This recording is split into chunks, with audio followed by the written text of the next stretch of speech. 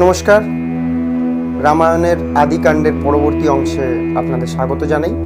এবার তার পরবর্তী দিকে অগ্রসর হওয়া যাক। শ্রীরামের শাস্ত্র ও অস্ত্রবিদ্যা শিক্ষা। শ্রীরাম শাস্ত্র এবং অস্ত্রবিদ্যা কীভাবে নিচ্ছেন, এবার সেদিকে যাওয়া যাক। পঞ্চবর্ষ গত হলে হাতে দিল খড়ি, পড়িতে পাঠান রাজা বশিষ্ঠের বাড়ি। যেহেতু কুলপুরোহিত, তো যখন 5 বছর বয়স হয়ে গেছে শ্রীরামের, দশরথ রাজা তিনি এবার শ্রীরামকে বশিষ্ঠের বাড়িতে পড়তে পাঠাচ্ছেন। কখ গ 18 ফলা বানান প্রভৃতি অষ্টশব্দ পাঠ করিলেন রঘুপতি। তো তাকে বর্ণ পরিচয় শেখানো হচ্ছে এবং আকার হস্যিকারের যুক্তাক্ষরের প্রয়োগ, তারপরে ব্যাকরণ, সমস্ত কিছু তাকে পড়ানো হচ্ছে। ব্যাকরণ কাব্যশাস্ত্র পড়িলেন স্মৃতি, অবশেষে পড়িলেন রাম চতুশ্রুতি। চতুশ্রুতি অর্থাৎ 4 বেদ, ঋক, সাম, যজু এবং অথর্ব। তিনি ব্যাকরণ পড়েছেন, তিনি কাব্য পড়েছেন, তিনি শাস্ত্র অধ্যয়ন করেছেন এবং তিনি ওই সবার শেষে 4 বেদ তিনি পড়েছেন। কোন শাস্ত্র নাহি হয় তার অগোচর, 14 দিনে চতুষ্ষষ্ঠী বিদ্যাতে তৎপর। এক অবিশ্বাস্য কথাবার্তা এগুলো, কারণ এই চতুষ্ষষ্ঠী যে বিদ্যা, এই বিদ্যা অর্জন করতে মানে জীবন পার হয়ে যাচ্ছে। এরকমও হয় যে ছোটবেলায় গুরুর গৃহে গেছে এবং ওই যে ব্রহ্মচর্য, গার্হস্থ, বানপ্রস্থ, সন্ন্যাস, এই সম্পূর্ণ ব্রহ্মচর্যটা লেগে যায় এই চতুষ্ষষ্ঠী বিদ্যা অধ্যয়ন করতে। তার পরবর্তীতে বিশারদ হওয়া অনেক বড় ব্যাপার। কিন্তু এখানে স্বয়ং নারায়ণ যেখানে উপস্থিত, তার কোনো শাস্ত্র বিদ্যা এ কি অজানা? সেই জন্যই বলছে যে এক অবিশ্বাস্য ব্যাপার এখানে ঘটছে যে 14 দিনে চতুষ্ষষ্ঠী বিদ্যা সম্পন্ন হয়ে গেছে। শুধু সম্পন্ন হয়ে যায়নি, তিনি তাতে পারদর্শী হয়ে গেছেন মাত্র 14 দিনে। বিদ্যাপরি করিলেন গুরুকে প্রণাম, অস্ত্রবিদ্যা সেইক্ষণে শিখিলেন রাম। যখন এই গুরু কাছে তার শিক্ষা হলো, বিদ্যা গ্রহণ করা হয়ে গেল, তাকে প্রণাম করলেন। এবার অস্ত্রবিদ্যায় এবার তিনি শিক্ষা লাভ করছেন। প্রাতকালে 4 ভাই যান মাল ঘরে, মল্লবিদ্যা শিখিল সকলে সমাদরে। মালগৃহ অর্থাৎ যে অধ্যয়ন করার যে আখাড়া হয়, যে ব্যায়াম করা হয় যেখানে, সেখানে যাওয়া হয়েছে। তো মল্লবিদ্যা অর্থাৎ কুস্তি, এখানে কুস্তি করা হয়, কুস্তি শেখা হয়। তো সেখানে তারা গেছেন এবং সেই কুস্তিবিদ্যাও কিন্তু শ্রীরাম শিখলেন। গুলি দ্বারা নিয়া রাম লাঠরি খেলান, রামের বিক্রমে সব মালের পয়ান। তো এই যে গুলি ডান্ডা হয়, সেই গুলি ডান্ডা খেলা হচ্ছে, মানে সেই খেলাতেও তিনি পারদর্শী। তো এইটা বলতে চাইছেন যে শুধুমাত্র শস্ত্র এতেই নয়, উনি খেলাতেও পারদর্শী এবং সমস্ত খেলায় তার সমকক্ষ আর কেউ নেই। রাম সঙ্গে কোনো মাল নাহি ধরে তাল, সুমেরু পর্বতে যান করিতে সাতাল। সাতাল এক বিশেষ ধরনের ব্যায়াম। তো রামের সঙ্গে যখন কেউ আর পেরে উঠছে না, খেলাতে হোক, মল্লযুদ্ধতে হোক, অস্ত্র শিক্ষাতে হোক, তখন সকলে ওই সুমেরু পর্বতে গেছে সাতাল যে এক ব্যায়াম প্রক্রিয়া, সেই প্রক্রিয়া করতে। সূর্যবংশী বালক ধনুক তাল জানে, ফুল ধনু হাতে রাম বেড়ান কাননে। সূর্যবংশের পুত্র তিনি, তার বংশের যে রাজা মহারাজারা, তার যত উত্তরসূরিরা রয়েছেন, সকলে বীর বিক্রম সম্পন্ন সকল সম্রাট ছিলেন। শ্রীরাম ধনুকের তাল জানেন, তাই ফুল ধনু হাতে, অর্থাৎ ফুল দিয়ে তৈরি যে ধনু, সে ফুল ধনু হাতে রাম বেড়ান কাননে, উনি জঙ্গলে ঘুরে বেড়াচ্ছেন। ধনু হাতে করি রাম জাড়ে এড়ে বান, ত্রিভুবনে তাহার নাহিক পরিত্রাণ। ধনুকের যদি বান কাউ অভিষ্ট করে যদি প্রয়োগ করেন, যে আমি একেই নিজের নিশানা করতে চাই, এই ত্রিভুবনে কারোর ক্ষমতা নেই যে সেই নিশানা চ্যুত হয় বা সেই লোক সেই নিশানা থেকে বেঁচে যায়। কোনখানে ছিল সে মারিচ নিশাচর, মৃগরূপ হইয়া গেল রামের গোচর। তো এই যে মারিচ নিশাচর, এর ব্যাপারে তো বিশেষভাবে বলার, কারণ এই সেই স্বর্ণমৃগ হয়েছিল এবং একেই মারতে শ্রীরাম জঙ্গলের ভিতর ছুটেছিলেন এবং মাতা সীতা হরণ হয়ে গেছিলেন। এই সেই মারিচ, সে কিন্তু তখন ওই জঙ্গলে ঘুরে বেড়াচ্ছিল এবং রামের সামনে যখন হয়েছে, সে তখন হরিণ হয়ে দেখা দিয়েছে। মৃগ দেখি রামের কৌতুক হইল মন, ধনুকে অব্যর্থ বাণ জুড়িল তখন। তো ওই মরিচকে যখন উনি দেখেছেন যে তো হরিণ সামনে রয়েছে, উনি তখন এক অব্যর্থ বাণ জুড়েছেন যাতে ওই হরিণকে বধ করা যায় বা তীর দিয়ে তাকে বেঁধা যায়। ছুটিল রামের বাণ তারা যেন খসে, মহাভীত মরিচ পালায় মহাত্রাসে। তো এই যে শ্রীরামের বাণ হতে তো পরিত্রাণ পাওয়া সম্ভব নয়, তো এইবার শ্রীরাম যখন ওই তীর মেরে দিয়েছেন, তখন মরিচ সেখান থেকে মহাভয়ে পলায়ন করেছে। শ্রীরামের বাণ শব্দে ছাড়িল সে বন, জনকের দেশে গেল মিথিলা ভুবন। সে এবার অযোধ্যা ছেড়ে মিথিলায় পালাতে হয়েছে সেই বাণ থেকে বাঁচার জন্য। তো যখন সে মিথিলায় চলে গেছে, তখন কোনো মতে মনে হয়েছে না আর এই বাণ এসে আমাকে আর তাড়া করবে না হয়তো। রামের বিক্রম দেখি দেবগণ ভাসে, এতদিনে রাবণ মরিবে অনায়াসে। তো দেবগণ তো বুঝতে পারছে যে ওটা তো হরিণ নয়, ও তো রাক্ষস। তো রামের বাণে সেই রাক্ষস যদি ভয়তে অযোধ্যা ছেড়ে মিথিলায় পালিয়ে যেতে পারে, তাহলে রাবণের যে মৃত্যু সামনে উপস্থিত, এ আমরা তো বুঝতেই পারছি, দেখতেই পাচ্ছি। সূর্য অস্ত গেল তথা খেলার বিরাম, রণশ্রান্ত লক্ষণেরে দেখিলেন রাম। যখন সারাদিন এই সমস্ত হয়েছে, সারাদিন জঙ্গলে ঘুরে বেড়ানোর পরে তারপর উনি দেখছেন যে আমার যে ভাই লক্ষণ, সে রণশ্রান্ত হয়ে পড়েছে, ক্লান্ত হয়ে পড়েছে সারাদিন ভাইয়ের সঙ্গে থেকে। মলিন হইয়া গেল লক্ষণের মুখ, দেখিয়া শ্রীরাম পান অন্তরেতে দুঃখ।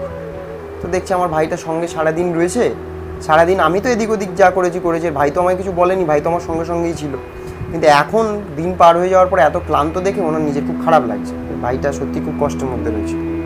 একদিন দুঃখে ভাই হইল এমন, কেমনে মারিয়া বৈরী রাখিবা ব্রাহ্মণ। তখন বলছে যে একদিনে যদি এই রকম হয় তোমার, তুমি যদি এই সামান্য একদিনের যে ক্লান্তি তাতেই যদি তুমি এত ভেঙে পড়ো, তাহলে ব্রাহ্মণ রক্ষা করব কি করে শত্রুদেরকে মেরে। আমলকি ফল পাড়ি দেন তার মুখে, ক্ষুধা তৃষ্ণা দূরে গেল খান মনসুখে। তখন সে তার নিজের ভাইকে বলছে যে দাঁড়া বস, আমি কিছু ব্যবস্থা করছি, বলে এক আমলকি ছিঁড়ে এনেছে, ছিঁড়ে এনে ভাইকে দিয়েছে, বলছে এটা খা। তো শ্রীরাম যখন আমলকি ফল লক্ষণকে দিলেন খেতে, তখন সেটা খাওয়ার পরে তার ক্ষুধা তৃষ্ণা যেটা ছিল সেটা দূরে চলে গেছে। হেনকালে দেখেন নিকটে সরোবর, নানা পক্ষী জলে আছে করে কলস্বর। সামনে এক সরোবর দেখতে পেয়েছেন এবং সেখানে যে পক্ষী যারা থাকে তারা জলে ক্রীড়া করছে। এমন সময় ব্রহ্মা কন পুরন্দরে, জন্মেন আপনি হরি দশরথ ঘরে। নররূপী আপনাকে বিস্মৃত আপনি, রাবণ মারিতে মাত্র অবতীর্ণ তিনি। তো তখন ব্রহ্মা বলছেন পুরন্দর ইন্দ্রকে যে দশরথের ঘরে শ্রীরাম নিজে জন্মগ্রহণ করেছেন, কিন্তু নিজে বিস্মৃত অবস্থাতে রয়েছেন, নিজের যে রূপ সেটা উনি নিজে ভুলিয়ে দিয়েছেন, এবং রাবণকে মারতেই তিনি শুধুমাত্র ওখানে অবতীর্ণ। 14 বর্ষ তিনি থাকিবেন বনে, ফলমূলাহারে যুদ্ধ করিবে কেমন। তখন ব্রহ্মা বলছেন যে উনি নিজে হয়তো ভুলে গেছেন, এই দেখেছেন যে শ্রীরাম লক্ষণকে আমলকি দিলেন, সেই পরিপ্রেক্ষিতেই বলছেন যে 14 বছর তো তাকে বনে থাকতে হবে, এবং বনে যদি থাকেন তাহলে ফলমূল খেয়ে থাকতে হবে। তো ফলমূল খেয়ে থাকলে তিনি যুদ্ধ করবেন কি করে রাবণের মতো এরকম মহান শত্রুর সঙ্গে। মৃণাল ভিতরে তুমি রাখো গিয়া সুধা, সুধা পানে রামের না লাগিবে ক্ষুধা। তখন ব্রহ্মা ইন্দ্রকে বললেন যে মৃণাল অর্থাৎ পদ্মফুল, তুমি এক কাজ করো, তুমি মৃণালের মধ্যে গিয়ে সুধা রেখে আসো, যে সুধা শক্তিবর্ধক এবং খিদে তৃষ্ণাতে কোনো অসুবিধা যাতে না হয়, সেই রকম যে শক্তি যাতে কমে না যায়, সেই যে সুধা স্বর্গীয়, সেই সুধা তুমি গিয়ে মৃণালের মধ্যে রেখে আসো, ওই পদ্মের মধ্যে রেখে এসো। যখন ওনার মানে খিদে পাবে বা যখন তেষ্টা পাবে, ওই সুধা যখন উনি পান করবেন, তখন সেই সময় থেকে তার আর খিদে পাওয়া বন্ধ হয়ে যাবে, ওনার আর খিদে জিনিসটা থাকবে না। এই আজ্ঞা পাইলেন দেব পুরন্দর, রাখিয়া গেলেন সুধা মৃণাল ভিতর। তখন ওই সুধা ব্রহ্মার আজ্ঞা পেয়ে ইন্দ্রদেব ওই সুধা পদ্মের মধ্যে রেখে গেলেন। হেনকালে লক্ষণেরে বলেন শ্রীরাম, মৃণাল তুলিয়া আনো করি জলপান। তখন লক্ষণকে শ্রীরাম বলছেন যে যাও গিয়ে ওই পদ্ম ফুল তুলে নিয়ে এসো, ওর মধ্যে থেকে আমরা জল পান করব। লক্ষণ আনিয়া দিল শ্রীরামের হাতে, দুই ভাই সুধা খান মৃণাল সহিতে। ওর মধ্যে সুধা দেওয়া রয়েছে। তো যখনই ওই মৃণাল তুলে নিয়ে এসে দুই ভাই ওই যে মধু ওটা খাওয়ার চেষ্টা করছে, তখন ওই ফুলের সঙ্গে ওই যে সুধা ছিল সেটাও দুই ভাইয়ের পেটে চলে গেছে। ক্ষুধা তৃষ্ণা দূরে গেল, সুস্থ হইল মন, বৃক্ষপত্র পাতি আসে করিল শয়ন। যখন ওই ক্ষুধা তৃষ্ণা দুই ভাইয়ের চলে গেল, তখন যে গাছের যে পত্র পাতা হয়, বৃক্ষপত্র যে সে বৃক্ষপত্র পেতে দুই ভাই শুয়ে পড়লেন। পরিশ্রমে সুনিদ্রা হইল বৃক্ষতলে, আছেন শ্রীরাম যেন শুয়ে মাতৃকুলে। তো যখন এই বৃক্ষের তলে শুয়ে রয়েছেন তখন যেন মনে হচ্ছে যে শ্রীরাম মায়ের কোলে, বিছনা মায়ের কোলে শুয়ে রয়েছে। না দেখিয়া শ্রীরামেরে হইয়া কাতর, আস্তে ব্যস্তে গেল রানী রাজার গোচর। আচ্ছা, এদিকে তো এই দুই ভাই এদিকে যুদ্ধ টুদ্ধ করে সুধা খেয়ে ঘুমিয়ে পড়েছে গাছের তলায়।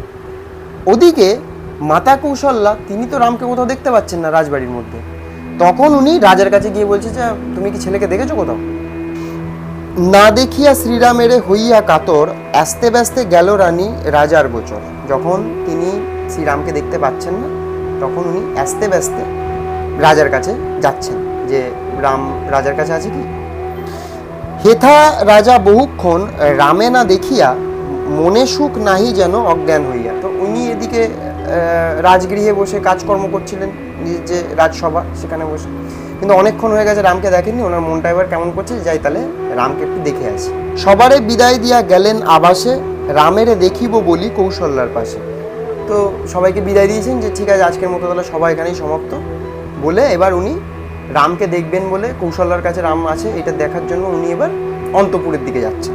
প্রস্তুত আছে ঘরে খাদ্য নানা বিধি, বহুক্ষণ রামে কেন না দেখি সন্নিধি। তো সব উনি বলছেন যে আমি তো নানান রকমের খাবার তৈরি করে রেখেছি, কিন্তু অনেকক্ষণ হয়ে গেছে আমি কিন্তু রামকে দেখতে পাচ্ছি না। দশরথ বলে রানী কি কইলা কথা, দেখিতে না পাই রাম তারা গেল কোথা।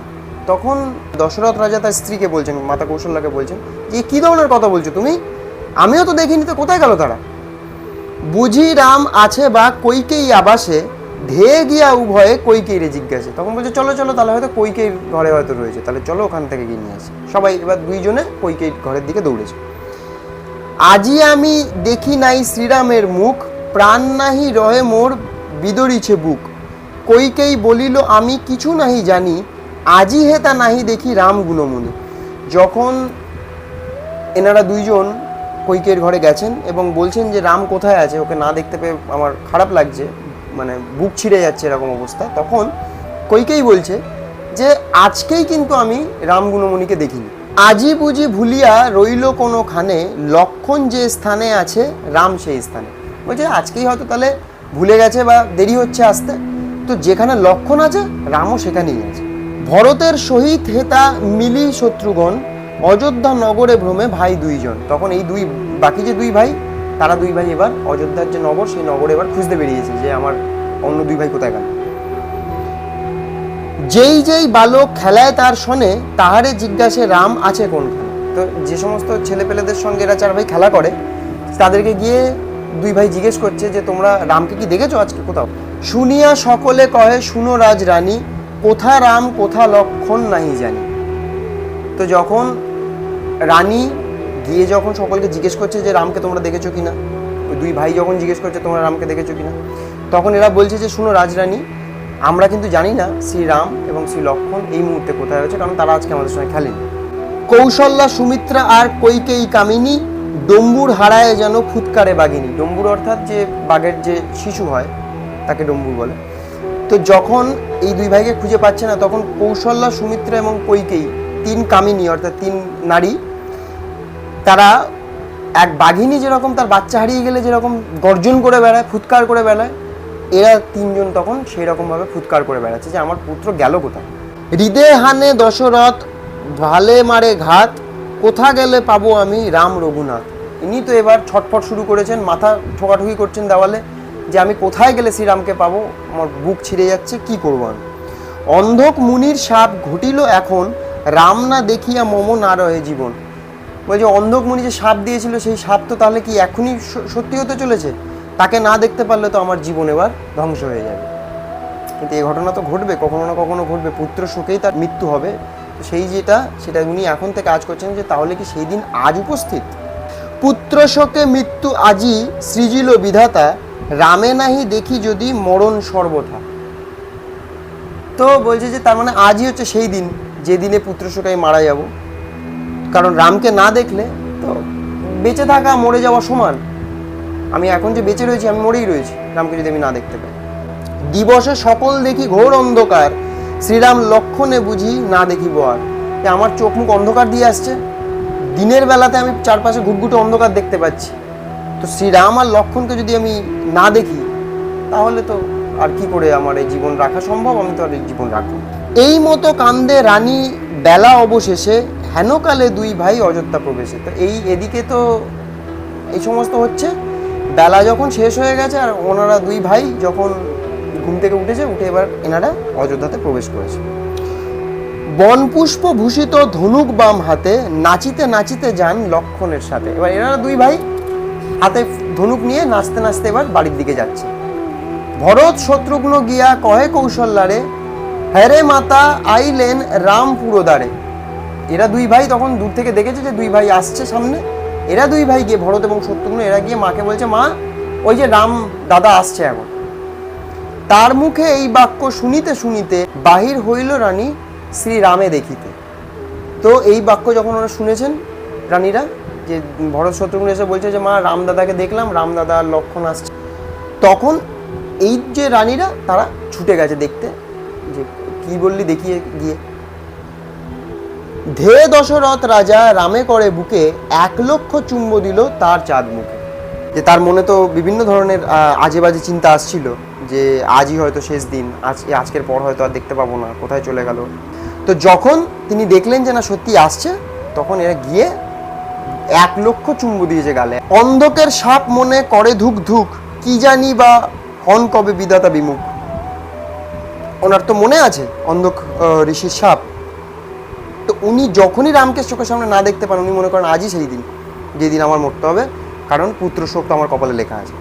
তো সেটাই বলছে যে ভগবান জানে কবে বিধাতা বিমুখ হয়ে যায়, আমি যদি তোমায় না দেখতে পাই তাহলে তো খুবই সমস্যার ব্যাপার। দরিদ্রের নিধি তুমি নয়নের তারা, পলকে প্রলয় ঘটে যদি হই হারা। তুমি হলে দরিদ্রের নিধি, দরিদ্রের ধন হলে তুমি যদি কখনো চলে যাও বা তোমাকে যদি কখনো দেখতে না পাই, তাহলে আমার মানে মনে হয় যেন জীবন হারা হয়ে গেলাম, আমার আর কিছু বাকি রইল না। ভরত শত্রুঘ্ন তবে দেখেন শ্রীরাম, দুই ভাই আসি রামে করিল প্রণাম।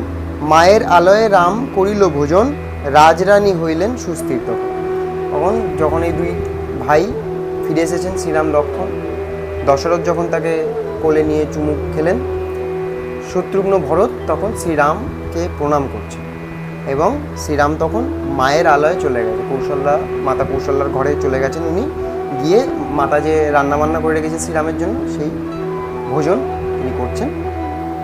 এবং রানী এতক্ষণ পরে, রাজরানী কৌশল্যা, তিনি খুশি হয়েছেন, তার মানে বুকে জল এসছে যে পুত্র ঠিকঠাক আছে এবং ফিরে এসেছে।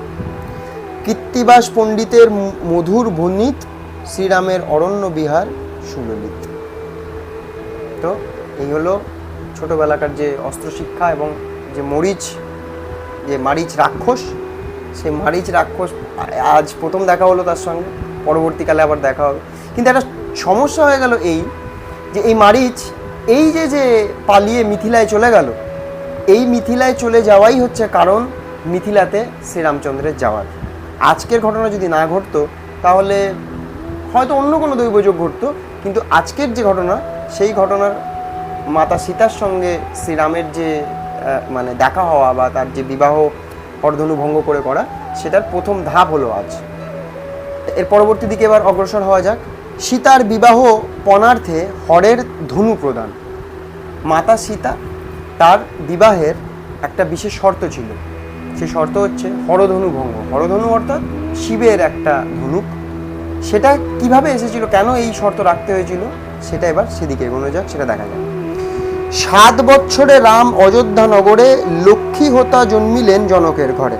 7 বছর যখন রামের বয়স, তখন মাতা লক্ষ্মী জনকের ঘরে জন্মাচ্ছেন। চাষের ভূমিতে কন্যা পায় মহা ঋষি, মিথিলা করিল আলো পরমা রূপসী। সেই চাষের ভূমিতে তার জন্ম এবং তিনি সেই হিসাবেই মানে লালিত পালিত হচ্ছেন শ্রী জনকের ঘরে। অদ্ভুত সীতার রূপ গুণ মনে মানি, এ সামান্য নহে কন্যা কমলা আপনি। বলছে এই সামান্য কন্যা হতে পারে না, এটা দেবী কমলা, এটা মনে করছেন হচ্ছে মহর্ষি জনক। কন্যারূপ জনক দেখেন দিনে দিনে, উমা কি কমলা বাণী ভ্রম হয় তিনে। যে ইনি কমলাও হতে পারেন ইনি উমাও হতে পারেন, ইনি বাণীও হতে পারেন, যে কেউই হতে পারেন। হরিণী নয়নে কিবা শোভিত কজ্জ্বল, তিল ফুল যিনি তার নাসিকা উজ্জ্বল। তিলের ফুলের মতো তার নাসিকা উজ্জ্বল। সুললিত দুই বাহু দেখিতে সুন্দর, সুধাংশু জিনিয়া রূপ অতি মনোহর। তো মাতা সীতার বর্ণনা, এটা তার রূপের বর্ণনা দেওয়া হচ্ছে এখানে, যে তার নাসিকা, তার হরিণের মতো চোখ, নাসিকা উজ্জ্বল, সুললিত বাহু, তার সুন্দর বাহু, এবং সুধাংশু জিনিয়া রূপ, সুধাংশু অর্থাৎ চন্দ্র, চন্দ্রের মতো হচ্ছে তার মানে রূপের ছটা। মুষ্টিতে ধরিতে পারি সীতার কাকালি, হিঙ্গুলে মণ্ডিত তার পায়ের আঙুলি। তার দেহের বর্ণনা এটা, তিনি মানে কিরকম। অরুণ বরণ তার চরণ কোমল, তাহাতে নূপুর বাজে শুনিতে কোমল। সূর্যোদয় ঘটে তখন যে ছটা থাকে সেটাকে অরুণ বরণ বলে। তার গায়ে মানে ছটা হচ্ছে সেরকম, আর তার চরণ কমল মানে তার পা পদপাদ্য এত নরম, আর নূপুর বাজে, পায়ে নূপুর যেটা দেওয়া সেটা রেণু ঝুনু বাজতে থাকে। সুন্দর একটা মনোরম ব্যাপার। রাজহংসী ভ্রম হয় দেখিলে গমন, অমৃত জিনিয়া তার মধুর বচন। তো বলছে যে দেখে যেন মনে হয় রাজহংসী, রাজহাঁস রাজহংসী যে থাকে, তো মাতা সীতা যেভাবে মানে চলাফেরা করেন দেখে যেন মনে হয় একটা রাজহংসী সুন্দরভাবে মানে হাঁটাচলা করছে। আর মুখের যে বচন সে একেবারে অমৃত সমান, এত মিষ্টি, এত মিষ্টি তার গলার স্বর, তার মুখের ভাষা, মানে মনে হয় না মানে মধুর বচন, অমৃতবাণী শুনছি আমি। 10 দিক আলো করে জানকীর রূপে, লাবণ্য নিঃস্বরে কত প্রতিরোমকূপে। তার যে লোমকূপ, মাতা সীতার যে লোমকূপ, সেখান থেকেও যেন লাবণ্যের ছটা বেরিয়ে আসছে। এত দীপ্তিময়, এত লাবণ্য, এত ঔজ্জ্বল্য তার রূপে। জনক ভাবেন মনে সীতা দিব কারে, সীতাযোগ্য বর নাহি দেখিয়ে সংসারে।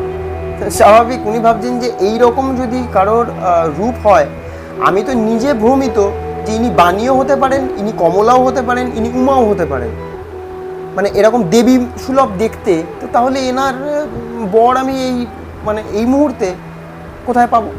ভূভারতে তো মনে হয় না এরকম বর কেউ আছে বলে। পুরোহিত আনি রাজা কহেন বিশেষে, জানকীর যোগ্য নর পাবো কোন দেশে। তখন এক ব্রাহ্মণকে ডেকে নিয়ে আসা হয়েছে, ডেকে নিয়ে এসে বলছেন যে তুমি বিচার করে বলো তো আমার এই যে মানে পুত্রী, এর যোগ্য বর আমি এখন কোথায় পাই। জানকীরে বিবাহ করিবে কোন জন, স্বর্গেতে করেন চিন্তা যত দেবগণ। যে এবার স্বর্গের দেবগণ এবার ভাবছেন যে তাহলে মাতা সীতার জন্ম তো হয়ে গেছে, তো এবার তার বিবাহটা কি করে দেওয়া সম্ভব। বিধাতা বলেন শুনো দেব পুরন্দর, রামের বয়স মাত্র 7ম বৎসর। তো বলছেন যে রামের বয়স তো এখন 7 বছর। ব্রহ্মা বলছেন পুরন্দরকে অর্থাৎ ইন্দ্রকে যে রামের বয়স এখন 7 বছর। দিনে দিনে জানকীর রূপ বৃদ্ধিমান, পাছে অন্য বরে রাজা সীতা করে দান। এই এক চিন্তা যে রামের বয়স তো এখন 7 বছর, আর রাজা এখন থেকেই ব্রাহ্মণ ডেকে নিয়ে এসে কোন রাজ্যে পাবো আমি তার যোগ্য বর, এই যদি এখন খোঁজাখুঁজি করে, তো এই এত এত অল্প বয়সে তো বিয়ে দেওয়া সম্ভব না 7 বছরের মধ্যে। তো তাহলে এমন কিছু একটা করতে হবে যাতে রাজা অন্য কারোর সাথে জানকীর বিয়ে না দিয়ে দেয়। এই যুক্তি দেবগণ করিয়া মনন, কৈলাস পর্বতে গেল যথা ত্রিলোচন। তো যখন এই নিয়ে ভাবনা চিন্তা চলছে যে কী করা যায়, রাজা তো এখন থেকেই পাত্র দেখা শুরু করেছে যে কোন রাজ্যে পাওয়া যেতে পারে এর যোগ্য বর। তখন ব্রহ্মা, এই যে দেবগণ তারা এক যুক্তি করেছেন, যুক্তি করে তারা এবার কৈলাস পর্বতে যাচ্ছে। কি যুক্তি করেছেন এবার দেখা যাক। যুক্তিটা হলো এই, ব্রহ্মা বলেন শুনো শিব অন্তর্যামী, জনকের ঘরে সীতা রক্ষা করো তুমি। রক্ষা টক্ষা করতে গেলেই তো ইনি এগিয়ে আসেন সামনে আরো। তো ব্রহ্মা বলছেন যে হে মহাদেব, আপনি তো অন্তর্যামী, তো এই যে ঘটনা, এই ঘটনা শ্রীরামের সঙ্গে যদি সীতার বিয়ে দিতে হয় তাহলে এ রক্ষা আপনাকেই করতে হবে, এছাড়া আর কোনো রাস্তা নেই। আপনি আছেন, আপনি পারবেন এটা করতে। সে তব সেবক আজ্ঞা লঙ্ঘিতে না পারে, যেন রাম বিনা অন্যে না দেয় সীতারে। এতেক বলিয়া ব্রহ্মা করিল গমন, ভৃগুরামে ডাকিয়া কহেন ত্রিলোচন। তো ব্রহ্মা বলছেন যে মহাদেব, জনক ঋষি উনি আপনার সেবক হন, তাহলে আপনি বলুন তাকে যে রামকে ছাড়া উনি যেন অন্য কাউকে নিজের পুত্রী না দেন বিবাহ। এই বলে ব্রহ্মা সেখান থেকে চলে গেছেন। এবং চলে যখন গেছেন, মহেশ্বর উনি ভৃগুরামকে ডেকেছেন। ভৃগুরাম হলেন পরশুরাম, ভৃগুরামকে ডেকেছেন। আমার ধনুক নিয়া করো পয়ান, জনকের ঘরে রাখো করি সাবধান। আমার এ ধনু ভঙ্গ করিতে যে পারে, কহ জনকেরে যেন সীতা দেয় তারে। তো উনি পরশুরামকে ডেকে, মহেশ্বর নিজের যে ধনুক হয় সেই ধনুক উনি পরশুরামকে দিয়েছেন। দিয়ে বলছেন যে যাও, এটা নিয়ে জনক ঋষির ঘরে যাও, ঘরে গিয়ে বলো যে এই ধনুক আমি পাঠিয়ে দিয়েছি, এবং শর্ত হচ্ছে এই, যে রাজা এই ধনুক ভঙ্গ করতে পারবে সেই যেন তার সাথে মানে সীতার বিয়ে তুমি দিও, সেই যেন সীতাকে বিয়ে করে। এ তিন ভুবনে ইহা তোলে কোনজন, সবেমাত্র তুলিবেন প্রভু নারায়ণ। এই যে ধনুক, এই ধনুক তোলার ক্ষমতা এই ত্রিভুবনে আর কেউ নেই, শুধুমাত্র নারায়ণের ছাড়া। তো তাহলে নারায়ণই এটা পারবেন। তাহলে যে কাজ ব্রহ্মা বলছিলেন সে কাজটা হয়ে গেল। পাইয়া শিবের আজ্ঞা বীর ভৃগুপতি, ধনুক করিয়া হাতে করিলেন গতি। তখন পরশুরাম ওই ধনুক হাতে নিয়ে তিনি জনক রাজার কাছে গেছেন। মাথায় জটার ভার, পৃষ্ঠে দুই তুন, এক হাতে কুটার অন্যতে ধনুর্গুণ। এই হচ্ছে পরশুরামের বর্ণনা, যে পিঠে তার দুখানা তুন থাকে। তুন অর্থাৎ যে যার মধ্যে তীরগুলো রাখা হয় সেই তুন। তো তার পিঠে দুখানা তুন, হাতে এক হাতে কুটার, অন্য হাতে ধনুর্বাণ। ব্রহ্মারে যেমন দেবে করে সম্ভ্রম, জনক পরশুরামে করেন সেই ক্রম। মানে দেবতারা যেরকম ব্রহ্মাকে দেখলে যেরকম সসম্ভ্রমে উঠে দাঁড়ান, তার যে যথাযোগ্য সম্মান প্রদান করেন, এক্ষেত্রে পরশুরামকে দেখে জনক রাজাও সেই একই কাজ করেছেন। প্রণাম করিয়া তারে দিলেন আসন, পাদ্য অর্ঘ্য দিয়া তারে করেন পূজন। প্রণাম করে তাকে আসন দিয়েছেন এবং পাদ্যার্ঘ্য দিয়ে তার পূজা করেছেন। ভৃগুরামে দেখি সব মুনির তরাস, আদিকাণ্ড রচিল পণ্ডিত কীর্তিবাস। পরশুরাম ইনি ক্ষত্রিয় শূন্য করেছিলেন পৃথিবী। এমন কোনো মানে ক্ষত্রিয় ছিল না বেঁচে যাকে উনি কাটেননি। তো তিনি যদি এক ক্ষত্রিয়ের রাজসভায় যায়, স্বাভাবিক সবার ভয় পাওয়ারই কথা। তো ইনি এবার মানে সবাই ভয় পেয়ে একেবারে উঠে বসেছে যে হঠাৎ কি হয়ে গেল এরকম, যে পরশুরাম আমাদের রাজসভায় এসেছে। তো এবার পরবর্তী দিকে এগোনো যাক। জনক রাজার যে ধনুর্ভঙ্গ যে পণ সেটা এবার বলবে পরশুরাম। তো উনি আজ গিয়ে দাঁড়িয়েছেন সবে রাজসভায়, এবার তাকে বর্ণনা করছেন যে কেন আমি আসলাম আর কি এই ধনু। তো জনক রাজার ধনুর্ভঙ্গ পণ, জনক রাজাকে এবার ধনুর্ভঙ্গ পণের ব্যাপারে বলছেন। কি বলছেন? জিজ্ঞাসিতে লাগিলেন জনক রাজন, কোন কার্যে মহাশয় হেতা আগমন। বলেন পরশুরাম তোমার দুহিতা, সীতা দেহ যদি রাজা করি বিবাহিতা। ইনি এবার অন্য কিছু করার চিন্তায় আছেন। ইনি বলছেন, যখন জনক রাজা উনি যখন জিজ্ঞেস করছেন পরশুরামকে যে আপনার এখানে আসার কারণ কি, তখন উনি বলছেন যে তোমার এক দুহিতা আছেন, দুহিতা অর্থাৎ কন্যা, তোমার এক কন্যা আছে না, তো সীতাকে তুমি আমাকে বিয়ে দিয়ে দাও আমার সঙ্গে। জনক বলেন এ কি শুনি চমৎকার, এত কি সৌভাগ্য আছে কপালে সীতার। বলছে এ তো চমৎকার কথা শুনছি আমি, তো সীতার কপালে কি এত মানে ভাগ্য হবে যে সে মানে তোমার স্ত্রী হিসাবে আপনি তাকে গ্রহণ করছেন। সীতার বিবাহ কাল হইবে যখন, করা যাবে যুক্তি মতো কহিবা যেমন। তখন উনি বলছেন যে ঠিক আছে, যখন সীতার বিবাহযোগ্য যখন বয়স হবে তখন আপনি যেরকম বলবেন ঠিক সেরকমভাবেই ব্যবস্থা করা হবে। ভৃগু বলে তপস্যায় করিব গমন, দেখো যেন অন্য মত না হয় রাজন।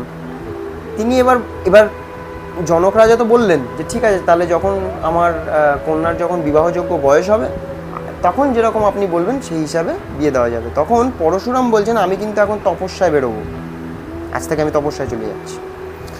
তো দেখো তুমি কিন্তু কথা দিলে এই কথার জন্য অন্যথা না হয় রাজন। এতেক বলিয়া যদি ভৃগুরাম যান, ভৃগুর চরণ ধরি জনক সুধান। তোমার সাক্ষাৎ আর পাবো কত কালে, কারে দিব কন্যা বলো তুমি না আইলে। তো তখন উনি পরশুরামের পা জড়িয়ে ধরেছেন, কারণ ইনি যে বলছেন যে আমি তপস্যায় যাচ্ছি। তো তখন জনক বলছে যে আপনি তো আসবেন, আপনার সাথে বিয়ে দেবো আমি, কিন্তু যদি আপনি না আসেন আর আপনি যদি তপস্যায় লীন হয়ে যান তাহলে আমি কার সাথে আমার কন্যার বিবাহ দেব। বলেন পরশুরাম আমার ধনুক রাখি যাই তব স্থানে, দেখিবে কৌতুক। ধনুক তুলিয়া যে বা গুণ দিতে পারে, রইল আমার আজ্ঞা কন্যা দিও তারে। তখন পরশুরাম বলছেন যে ঠিক আছে, তোমার যখন এই চিন্তা আছে যে কি হবে, তাহলে শিবের যে ধনুক, সেই ধনুক আমি এখানে রেখে গেলাম, এবং একটা কৌতুক তুমি দেখবে, যে এই ধনুক তুলে এতে গুণ দিতে পারবে তাকেই তুমি তোমার কন্যা দিয়ে।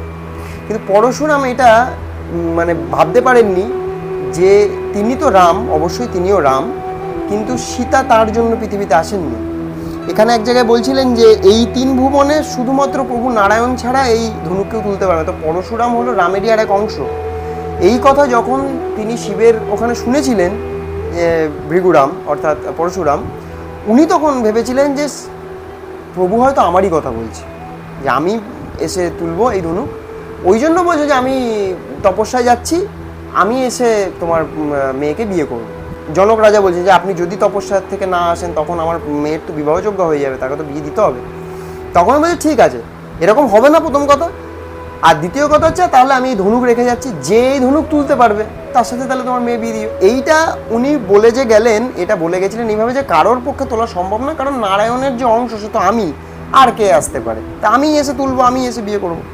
এত বললি ভার্গব গেল স্থানান্তরে, পড়িয়া রইল ধনু জনকের ঘরে। তখন ওই শিবের যে ধনুক, সেই ধনুক জনক রাজার কাছে দিয়ে ভার্গব ওখান থেকে চলে গেলেন, অর্থাৎ এই পরশুরাম ওখান থেকে চলে গেলেন তপস্যা।